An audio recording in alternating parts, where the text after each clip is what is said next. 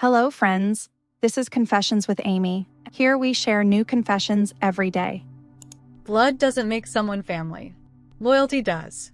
And the woman who gave birth to me tried to take everything from me the moment I had something worth taking. She thought I'd walk in alone, scared and naive. She didn't know I'd been preparing for this moment my whole life. I was slicing lemons when the call came in. The kitchen was quiet, sunlight slanting in through the windows of the old cottage in Laurel Springs. The house still smelled like lavender and thyme, my grandmother Callista's scent, one that clung to every room like a memory refusing to fade. She'd been gone a week that felt like a century. When the phone buzzed, I almost didn't answer. I thought it might be Harper checking in from Denver, or maybe the hospice nurse who'd grown too used to calling me. But it wasn't. It was my mother, Sabrina. Hearing her voice after almost a year without a single word was like biting into glass. Sunday, she said. That was my name. Sunday Marlowe. No nickname, no sweetness. Just the clipped syllables of someone who never wanted a daughter in the first place. We need to talk. Family meeting. Tomorrow. 3 p.m. Dad's place. Come early. No, how are you? No, I'm sorry about Callista. Of course not. I was naive to even hope. Why? I asked, but she'd already hung up. It had only been a few days since the reading of the will. I was still numb when Mr. Ellison, Callista's lawyer, looked me in the eyes and said, "She left it all to you Sunday. The house, the land, the investment accounts. You're her sole beneficiary." It didn't make sense at first. I just blinked at him, tears still crusted in the corners of my eyes. All of it. I whispered. Every cent. She was very clear. I thought I'd feel guilty. But instead, a strange sense of peace settled in me. I had taken care of her. I had dropped out of college, abandoned an internship in New York, and moved back to this sleepy Alabama town when no one else showed up. Not Sabrina. Not Uncle Forrest. Not even my half-sister Marley, who made a big show of grief on Instagram but never answered my texts when Callista stopped eating. They all disappeared. So why did I feel like something was about to be taken from me? The morning of the meeting, I didn't sleep. I sat at the edge of my bed, holding the envelope Ellison had given me, my name written in Callista's handwriting. I hadn't opened it yet. I was too scared, not of what it said, but of what it might mean if I read it and still doubted myself. But before I left the house, I slipped the letter into my coat pocket. Then I made a call. To someone who knew exactly how people like Sabrina operated. To someone who understood that family can turn on you the moment money's on the table. By 2:45 p.m., I was pulling into the gravel driveway of my grandfather's estate, the same one I hadn't stepped foot in since I was 16, and Sabrina screamed at me for refusing to lie to her husband about where she'd been all night. The trees loomed tall. The house hadn't changed. Red brick, black shutters, secrets in every room. I sat in the car for exactly 3 minutes before stepping out. And I wasn't alone. Jude Prescott, my attorney, followed behind me, 6'4" lean, with the kind of gaze that made people forget how to lie. If Sabrina thought I was still the scared little girl who used to hide in closets when she fought with her boyfriends, she was about to meet the woman I'd become. One who knew how to fight back. I always thought the phrase family meeting sounded harmless, like something that happened around a dinner table with lasagna and wine. But walking into that house felt more like entering enemy territory. The air was heavy with lemon cleaner and old money. I could hear them before I saw them. Low murmurs, the occasional fake laugh, the distinct sound of my Uncle Forrest opening a beer before 3 p.m. Jude stepped slightly behind me, like a shadow with a legal degree. I didn't need him to speak yet. Just to be there. Just to make it known I wasn't playing by their rules anymore. The living room hadn't changed since the 90s. Overdecorated. Cold. My grandfather's portrait still hung above the fireplace like some dead king judging the rest of us. Sabrina sat below it, legs crossed, manicured to the bone. Her blazer was white. Too clean. Too intentional. "Sunday," she said, her voice syrupy and sharp. "So glad you made it." I gave her a nod. No hug. No smile. Marley was there too, posing on the arm of the leather couch like she was on a reality show. She waved, all teeth and tension. Forrest, red-faced and balding, barely looked up. You brought a lawyer, he grunted. I didn't answer. Jude just smiled politely and took out his notebook. Sabrina got straight to it. We've been speaking with our own legal team, she said. There were some irregularities in the will. We believe Callista wasn't of sound mind when she made those changes. That hit me like a slap. You weren't there when she made them, I said quietly. You weren't there when she forgot her own name or mine. But she knew exactly what she was doing when she signed that paper. She looked me in the eye. Forrest muttered something under his breath. Sabrina ignored him. This doesn't have to be hostile, she continued. You can sign a relinquishment. We're prepared to offer a financial gesture of goodwill, say $30,000, and we'll consider the matter settled. I stared at her. $30,000? I echoed. That's more than fair, Marley chimed in, her nails tapping against her tumbler of iced tea. You're not even working, right? She said it like I was a stray dog they tried to rescue. I turned to Jude. He opened his briefcase, pulled out the certified copy of the will, and placed it gently on the coffee table. Jude spoke calmly, but every word hit like a blade. There's no legal basis for this challenge. The document is notarized, witnessed, and registered. Any attempt to coerce or manipulate Miss Marlowe into signing away her inheritance will be considered duress and will be handled accordingly. Sabrina's face cracked, just for a second.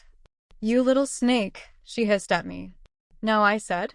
I'm just finally tired of being the one everyone assumes will keep quiet.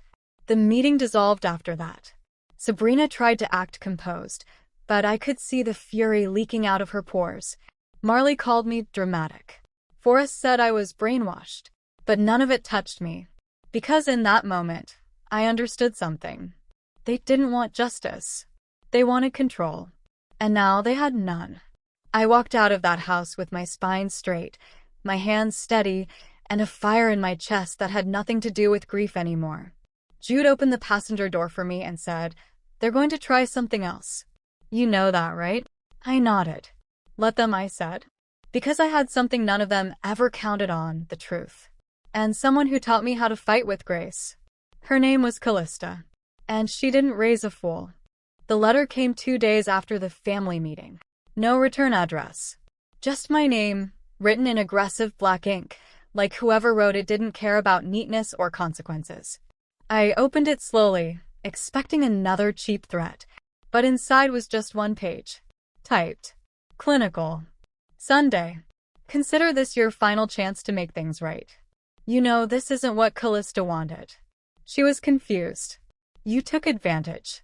If you don't walk away, we will make it hurt. Yes. I read it twice. 3 times. My hands didn't shake. I was past that now.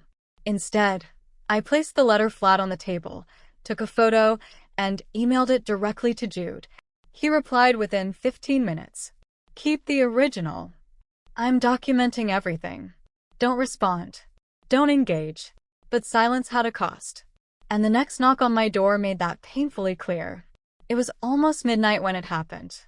I'd been drinking herbal tea, scrolling through the photos on my phone.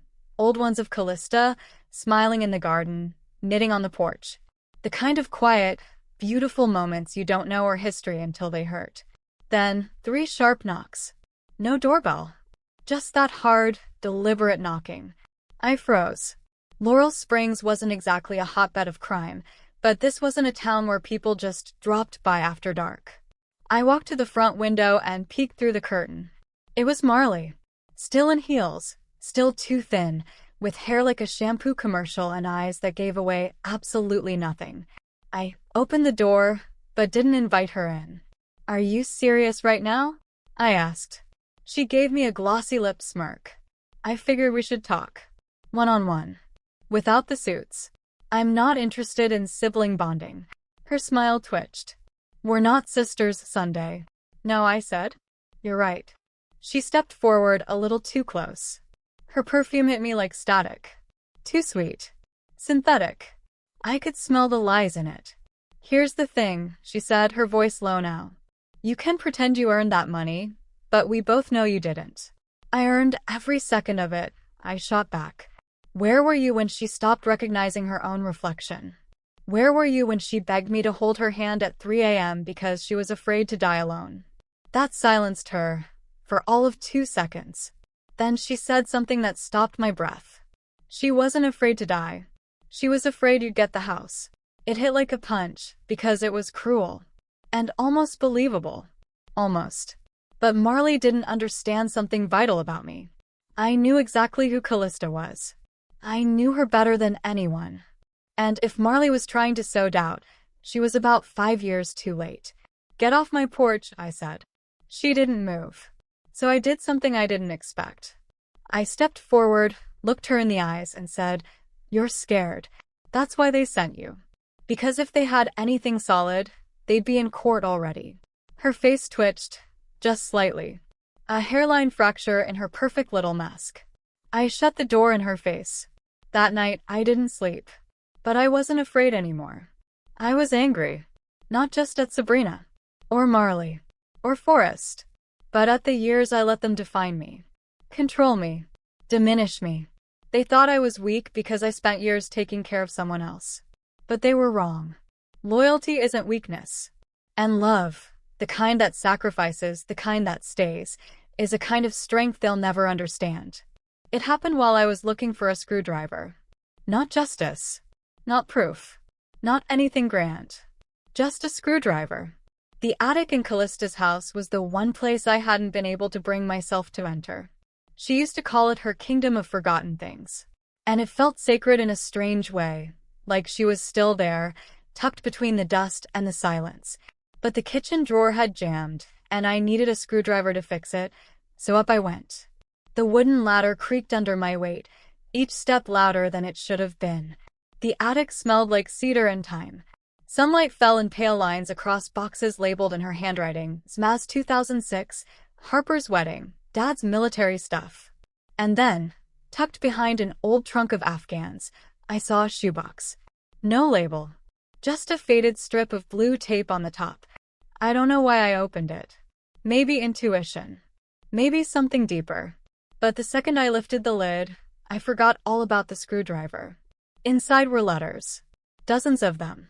Most were from me, ones I'd written as a kid and handed to her, never expecting her to keep. Little notes with crayon hearts and crooked handwriting. But one envelope was sealed. Heavy paper. No stamp. Just my name on the front. Sunday. To be open if they come for you. My hands were ice. I sat down right there on the dusty attic floor and opened it, careful not to tear the envelope. Her handwriting was shaky but unmistakable. She'd written it not long before she passed.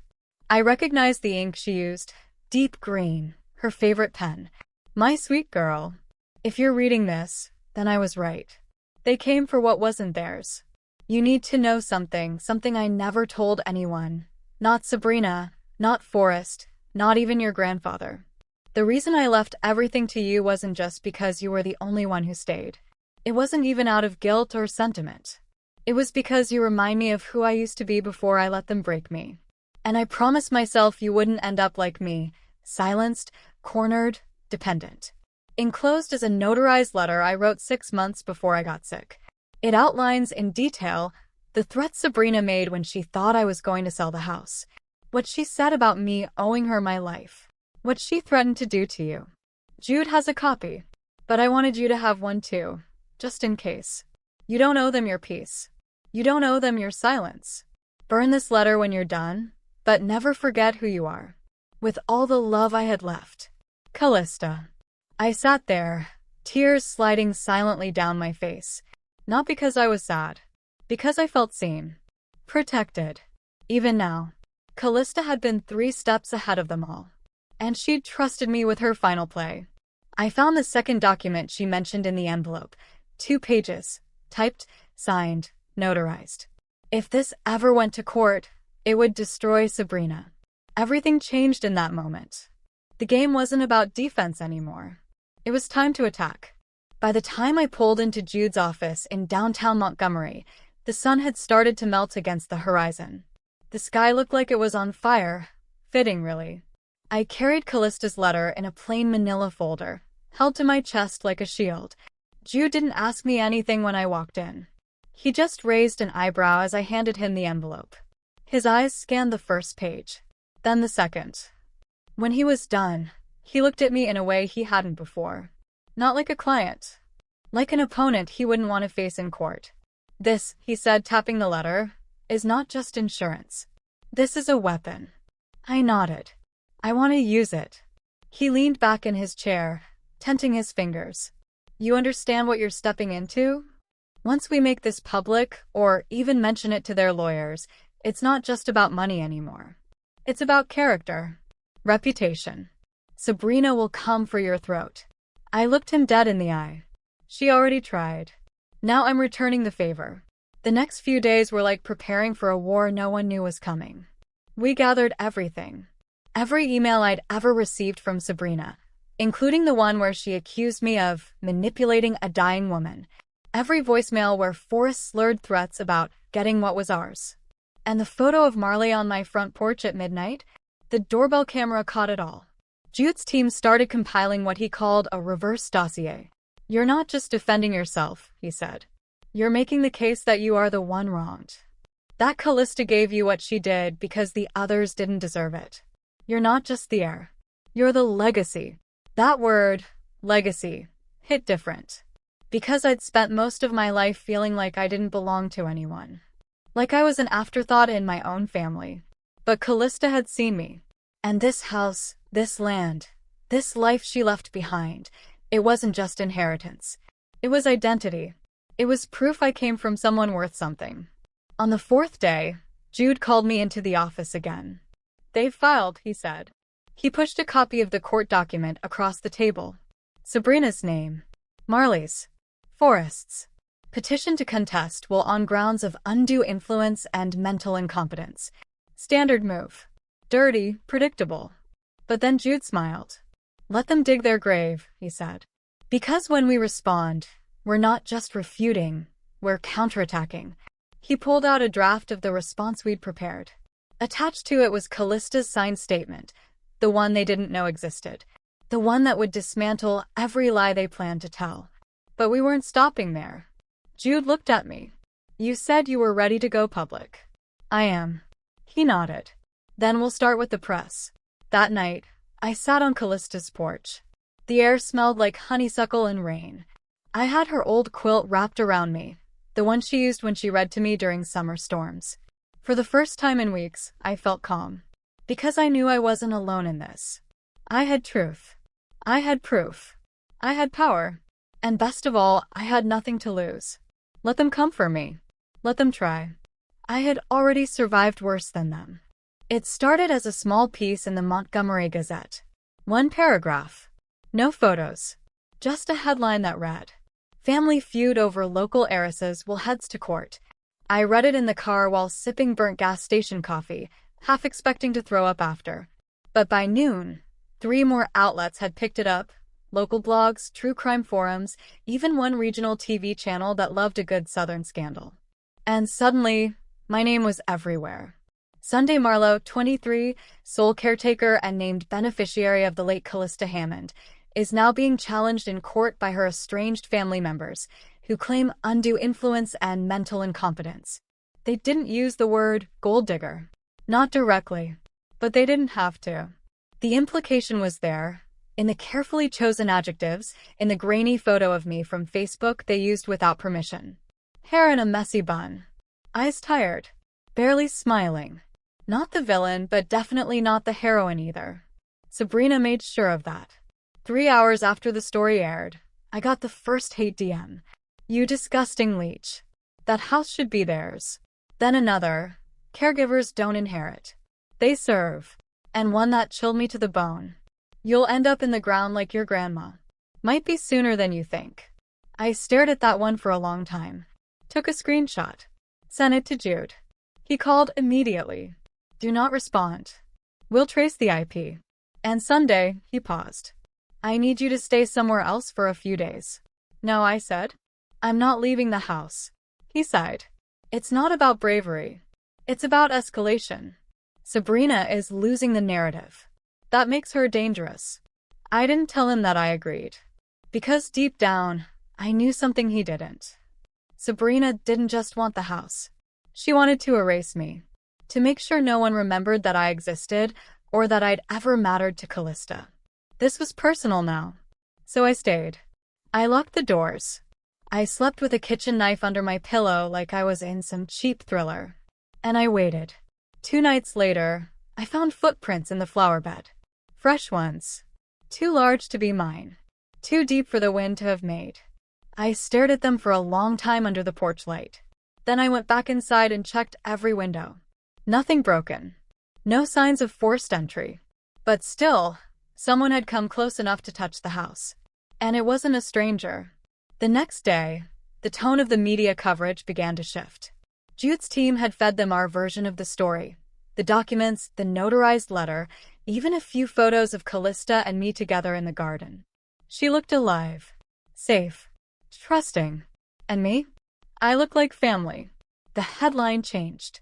Caretaker or conspirator? New evidence suggests heiress chose her own legacy. It wasn't a win. Not yet. But it was a start. And for the first time since this nightmare began, I saw something in the public reaction I hadn't expected. Doubt. Some believed me. Some even supported me.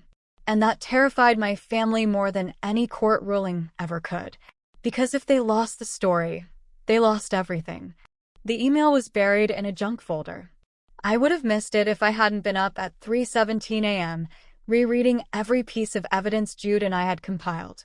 Paranoia had become a habit, like brushing my teeth or checking the locks twice. The subject line was short. You're being played. Ask Jude about April 6. No signature. No reply address. Just that one sentence, sitting in my inbox like a loaded gun. I stared at it for a long time. April 6th. I knew the date. It was the day we'd met with the estate mediator. The one where Jude had confidently told me the family had no legal standing, and we'd finalized the witness statements. I remembered it clearly, because that night, Marley had texted me verbatim something only Jude and I had discussed behind closed doors. At the time, I told myself it was coincidence. A guess. Maybe her lawyer was just good. Now I wasn't so sure. The next morning, I didn't go to Jude's office. I went to the courthouse. I asked to view public filings. Not just ours, but theirs, every motion Sabrina's team had submitted. And that's when I saw it. A motion dated April 7th, referencing exact language from an email I'd sent Jude privately. A line I hadn't said out loud. One I typed at 11:13 p.m. after the April 6th meeting. There was only one way they could have known it. Someone had leaked it. I didn't confront Jude right away. Instead, I went quiet. I stopped replying to his texts. I canceled our next strategy session. I told him I needed space to breathe. And then I did what Callista had always done when she didn't trust someone. I watched. I planted a few false breadcrumbs. One about me considering a countersuit. Another about reaching out to a local reporter for an off-the-record interview. Within 24 hours, Sabrina's attorney had filed a motion that directly addressed both claims, ones I had never made publicly. I felt cold. Betrayal doesn't feel like fire. It feels like water. Heavy. Slow. Drowning. I drove to Jude's office without calling. His assistant smiled when she saw me. Too wide. He's on a call, she said. Do you want to wait? No, I said. I'll go in. The look on her face told me everything, don't. But I was past listening to warnings. Jude looked up from his desk, startled. Sunday. You're feeding them my strategy, I said flatly. Either directly or through someone you trust. Doesn't matter. It's happening. And I've got proof. His face paled. That's not true. You think I'd come here without receipts? I tossed a printed copy of the leaked motion onto his desk.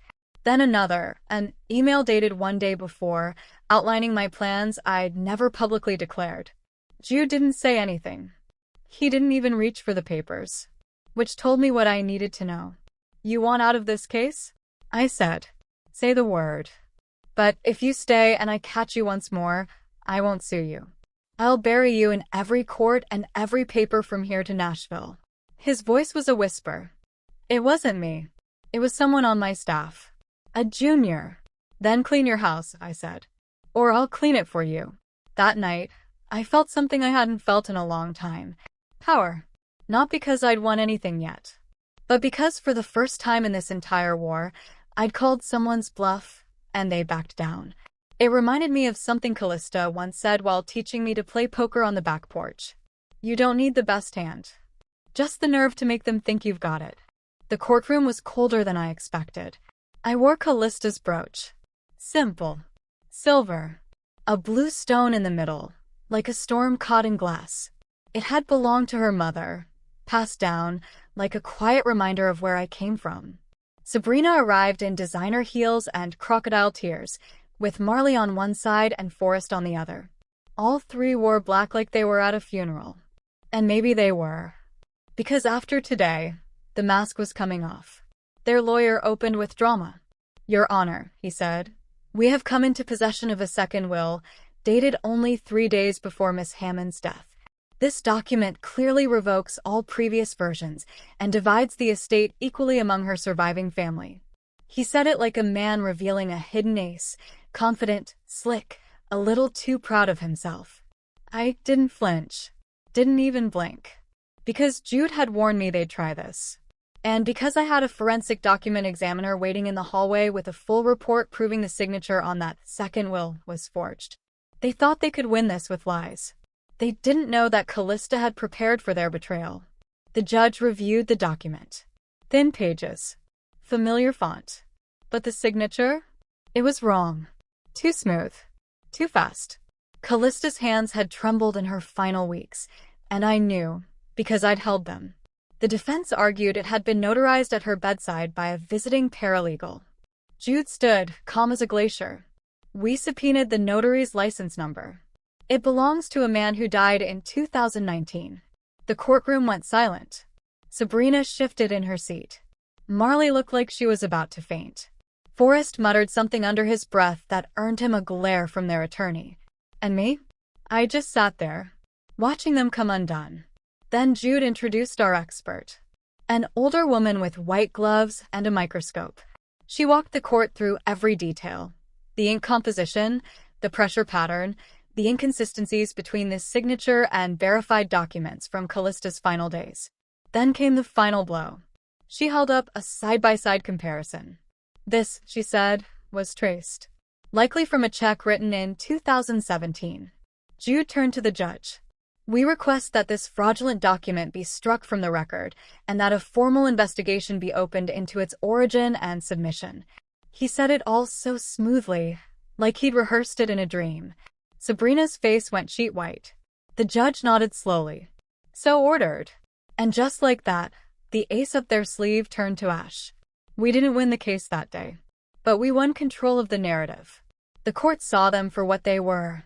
Liars, opportunists, frauds trying to rewrite the wishes of a dying woman. And me? I wasn't just the caretaker anymore. I was the rightful heir. I was the target of their scheme, and the reason it failed. That night, I lit a fire in the hearth Callista had once called the heart of the house. And I sat in front of it with a glass of her favorite wine, red dry, bitter like her best secrets. The forged will? I burned a copy. Watched the fake signature curl and blacken and vanish into smoke. One lie down. 2 more to go. I should have known Marley would be the one to break first. She was always the weakest link. Too soft to scheme like Sabrina. Too erratic to follow Forrest's lead. But desperation has a way of hardening people. Especially when everything they've ever counted on, money, power, inheritance, slips through their hands like dust. The text came late, just after midnight. Can we meet? Alone. Please. I want to apologize. I didn't know what they were planning. I stared at the screen for a long time. My first instinct was to ignore it. My second was to forward it to Jude. But then curiosity whispered. What if she really wanted out? What if she'd finally cracked? I didn't reply right away. I watched her little typing bubble appear, vanish, reappear again. I'm at Bellwood Park. By the benches near the old swings. Just come. Please. Something in my gut twisted. Callista used to say, when a liar begs, it's not for forgiveness. It's for a setup. But I went anyway. Because I wanted to look Marley in the eyes. and because I needed to know how far they were willing to go. Bellwood Park was nearly empty when I arrived. Only one street light buzzed dimly over the path. I kept my phone in my hand, camera already recording. If this was a trap, I wasn't walking in blind. Marley sat on the far bench, hoodie pulled over her head, arms crossed. She looked smaller than I remembered. When I stepped into the light, she looked up, and I saw it in her eyes. Guilt. Or fear. Or maybe both. "Hey," she said, voice shaking. "Thanks for coming." I didn't answer. I just stood there, waiting. "I didn't know about the forged will," she said. "That was Sabrina and Forrest. They told me you manipulated her. That you poisoned Grandma against us. You believed them." I wanted to. We sat in silence for a moment. Then her eyes flicked to the path behind me. And I knew. I spun around just as a figure lunged from the trees. Male. Tall. Hooded. Moving fast. But I was faster. I'd been ready. Pepper spray, already in my jacket pocket, hit him square in the eyes. He screamed, stumbling backward. I didn't wait. I kicked out, caught his knee, and he dropped like a sack of bricks. Marley screamed. Not for him, but because her plan had failed. I backed away, phone still recording, heart hammering in my chest. "You set me up," I said. "What was the plan? Rough me up? Scare me out of the case?" She looked stunned. I didn't know he'd actually save it. I walked to my car without looking back. Locked the doors. Drove straight to the sheriff's office and handed over the footage. The man in the hoodie? A family friend. One of Forrest's old drinking buddies with a record a mile long. They arrested him within the hour. By the next morning, the story had spread. Inheritance scandal turns violent. Attempted assault tied to ongoing will dispute. This time, there were no questions about who the villain was. Not me. Them. Their faces on every local news banner. The family that turned on their own. The siblings who tried to bury the truth, and when that failed, tried something worse. Sabrina didn't show up to the next hearing. Neither did Forrest. Only Marley, pale and silent, sitting alone. I didn't acknowledge her. She'd made her choice. That night, I stood at Callista's grave, hands in my coat pockets. "Your family's falling apart," I whispered. "But I'm still here." The wind rustled the trees. The air smelled like honeysuckle and revenge. One more hearing. One more chance to end this. Once and for all. The courtroom was packed, tighter than ever. Every seat filled with faces that had spent the last months watching my life unravel and rebuild on the news and in whispered conversations. Sabrina sat at the front, lips pressed tight, eyes darting nervously. Marley was beside her, shrinking into herself like a ghost. Forrest was nowhere to be seen. Jude gave me a small nod from across the room. That was all I needed. The judge entered, gavel in hand, eyes sharp as a hawk. "This court has reviewed all evidence, testimony, and exhibits concerning the estate of the late Callista Hammond." He paused, looking directly at me, "and finds that the last valid will is the one dated June 12th, signed by Ms. Hammond herself, leaving the entirety of her estate to Sunday Marlowe." The room held its breath. I felt a slow, burning relief rise inside me. Relief, yes, but also something else. Power. Because this wasn't just about money. It was about respect. About justice. About proving that love and loyalty were stronger than greed and lies. Sabrina stood abruptly, anger flashing in her eyes. "This is an outrage," she spat. "This family is not your family," I interrupted, voice steady. The judge raised a hand. Order in the court. After the gavel struck, the murmurs turned to whispers, and then to silence. I packed my things slowly, feeling the weight of every stare, some filled with envy, others with pity. I didn't care. Because for the first time, I was free. Free from their judgment. From their manipulation. From the ghosts of a family that never truly wanted me. Outside, the sun was setting over Montgomery. I stood on Callista's porch, looking out over the garden she loved. And I smiled. Because this was my legacy now. Not the house. Not the money. But me. I was 23 years old. I was strong. I was independent. And I was finally home.